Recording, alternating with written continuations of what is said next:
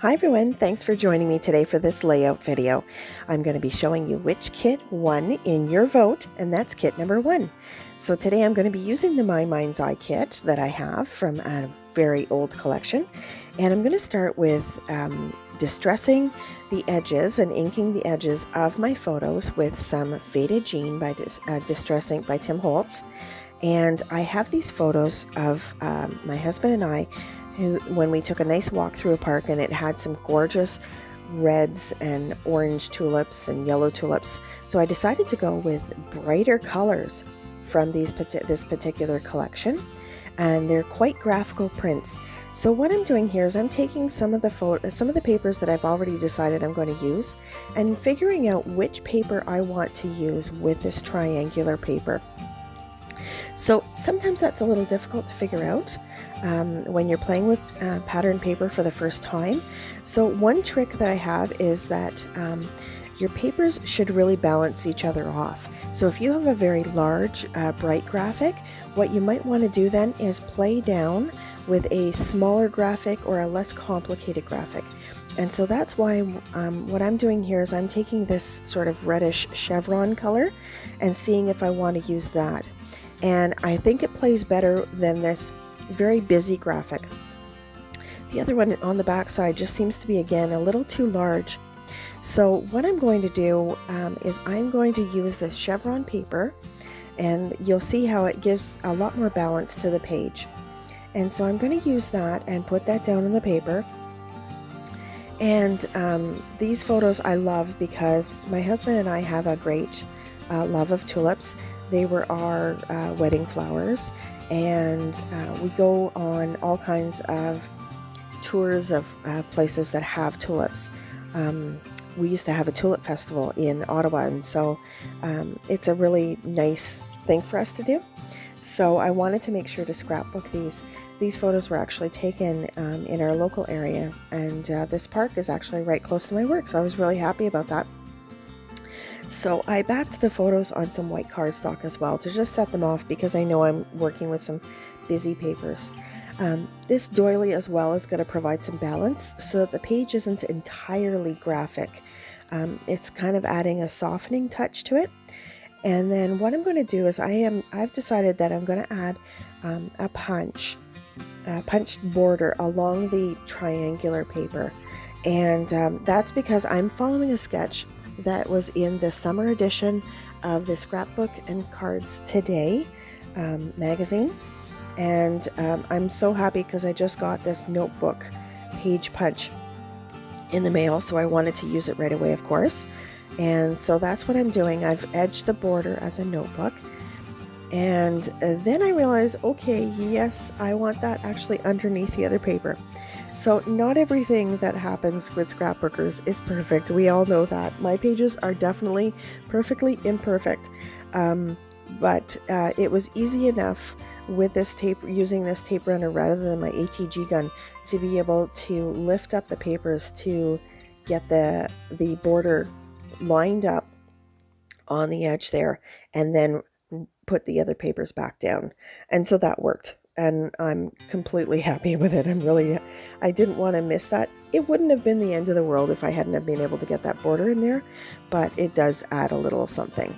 So because I had cut this this really cute, like, sort of graphic paper that has all these little geo tags and things on it, I wanted to actually back that as well, use that as a matting on my husband's photo and do it kind of wonky.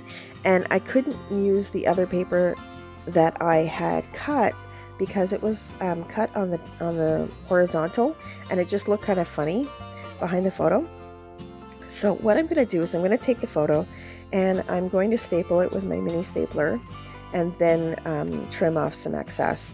So it's not going to be a perfect mat. It's meant to be on an angle and a little bit wonky, just to add some additional lighter color off on the left hand side of the page there. And so now I'm just kind of looking through, what do I want to add? What kind of embellishments am I thinking of adding? Well, I want to work with this little tab, and I think this is going to be the perfect little topper to set off the horizontal paper and just give it some interest. And I'm backing the photos with some fun foam just to pop them up a bit, because oftentimes I do want to tuck embellishments underneath my photos. So but not too much. So I'm just putting some fun foam underneath, and I've glued them down. And using that Helmar's quick dry adhesive will give me a little bit of wiggle room in terms of if I want to move the photos around a little bit. It is a quick dry glue, but because it's thicker, it will allow you like about a minute or so to be able to work out where you want your photos or your embellishments, whatever you're using the glue on.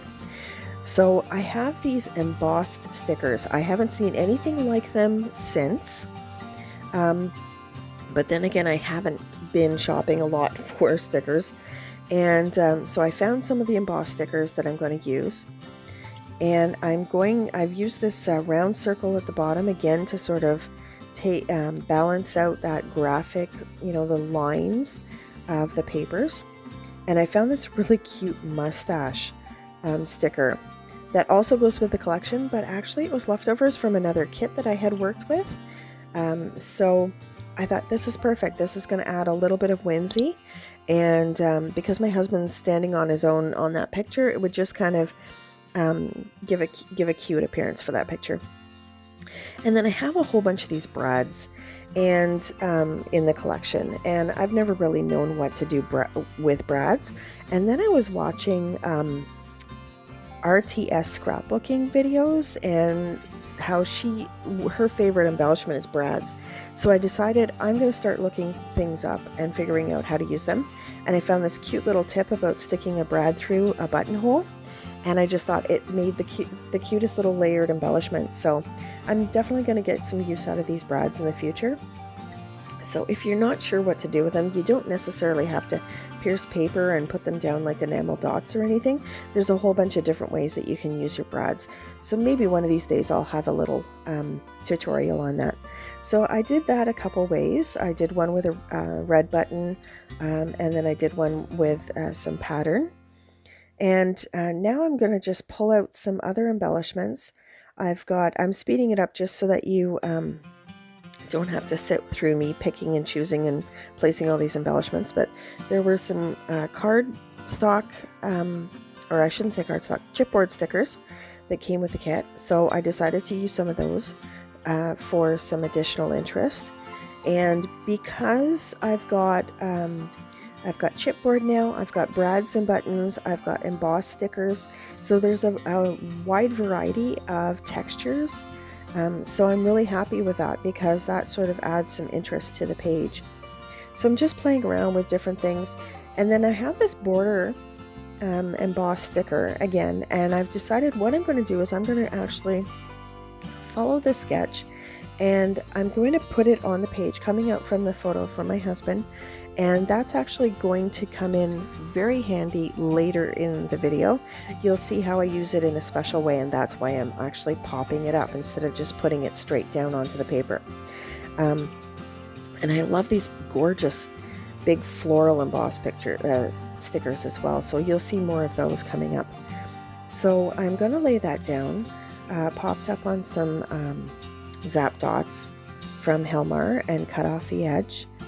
And I'm going to continue looking for some stickers or some additional embellishments. I didn't really have any die cuts with this particular collection, but what I'm going to do is I'm going to take some of the stickers and not use them as such. I'm going to pop them up on foam. I'm going to also for the rest of the stickers that I don't use from this collection, I'm going to put them into a sticker book and turn them into die cuts by just getting rid of the adhesive on the back with an anti-static pouch or maybe some baby powder or something like that. So I'm just putting down some of the smaller embellishments. This isn't my typical type of layering for clusters, but because the papers are very graphical, I do want to try to make the clusters kind of pull the eye around the page as well. So I'm going to create sort of a larger cluster around my photo of my husband and a larger cluster around the photo of the two of us. So I have again another embellished or embossed sticker, I should say, and I'm going to pop it up on foam actually, because it's embossed, not all the adhesive actually will adhere to the paper. So I wanted to use some foam because I just figured that would be a way to make sure that it would actually stay there. And then I've got this sticker sheet of different words, so I'm just selecting a few different little words to add to the page that just add some expression. And I'm going to keep looking through some of the embellishments to just see if there's anything else that I want to add to the page. And in the end, I think I'm pretty happy with it. I'm just going to add maybe a couple more brads or some more buttons, just instead of using enamel dots. And so that's what I'm doing here. And I've added some and put them directly onto that bright patterned paper, just for a little bit of something a little extra. And what I'm doing now is I'm actually grabbing some of those brads. I'm going to cut off the prongs. You can do that with pliers, or if you have very strong scissors. I happen to have some titanium scissors. And I'm going to glue those down. You'll want to make sure that you're using an adhesive for that that's going to be thick enough to grab the bottom of the brad. And now I found some Prima Marketing alphas, and I'm going to be putting down the first part of the title, which is Tiptoe Through the Tulips. And I've got you singing that song now, don't I? So yeah, I'm going to be doing that. And once that's down, then you'll see how I'm using this paper strip. It's going to be kind of a platform for the rest of my title. So I've used these, I believe they're American Craft, and they're a fabric alpha, and I've sprayed them with some, I think it's called Very Cherry Color Shine spray. And I love how the Color Shine spray can change up your alphas too, so I get a lot of use out of my Color Shine, you know that from watching my videos.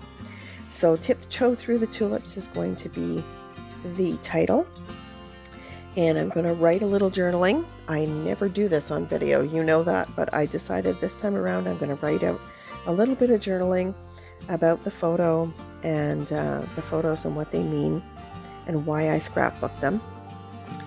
And I'm mentioning here about the importance of tulips in our lives, which is kind of funny, but my husband's favorite flower is also a tulip. So it was just another little thing that I fell in love with. So now I'm going to use some of that Very Cherry, and I'm going to put a few little splats just in the white space, just to make the page cohesive. That's going to give it a tiny bit of mixed media feel as well, because I like messy pages, but not too messy unless I'm art journaling. And so I'm just touching it to the page where I want a little bit of a larger dot of color. And I'm just going to look and see if I love that and show you some close-ups. So if you enjoyed this layout and you want to be notified of my future tutorials and process videos, then please subscribe to my channel.